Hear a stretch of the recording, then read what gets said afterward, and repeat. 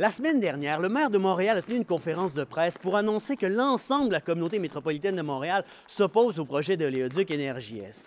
Là, Brad Wall, le Wild Rose Party, Rick Mercer, bref, plein de Canadiens se sont mis à capoter et à nous traiter d'égoïstes ingrats. Il faudrait qu'on se la ferme parce que dans les dernières années, on a reçu de la péréquation. Bien, la péréquation, c'est quelque chose qui s'est inscrit dans la loi constitutionnelle de 1982.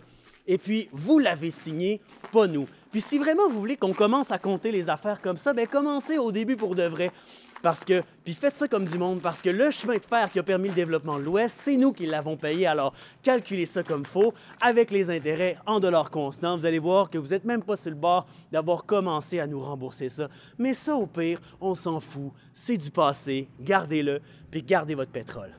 Je pourrais aussi vous dire qu'on investit des milliards de dollars dans l'industrie du pétrole et du gaz, mais c'est pas important parce que l'enjeu d'Énergie Est, c'est pas ça. C'est pas une question de savoir qui a donné de l'argent à qui et qui doit combien à qui. À part de ça, est-ce que vous saviez qu'à cause des exportations de l'Ouest, la valeur gonflée du dollar canadien a causé des pertes d'emplois qui vont jusqu'à 55 000 dans l'industrie manufacturière du Québec entre 2002 et 2007? Nous, ce qu'on veut, c'est des jobs, pas de la charité canadienne. Rick, est-ce que vous avez entendu James Hansen, un haut dirigeant de la NASA et membre du GIEC, lorsqu'il a dit que si le Canada exploitait pleinement les sables bitumineux, ce serait la fin du climat actuel sur la Terre? Je sais, vous n'aimez pas ça entendre parler de ça. C'est plate, c'est tannant, mais c'est ça pareil.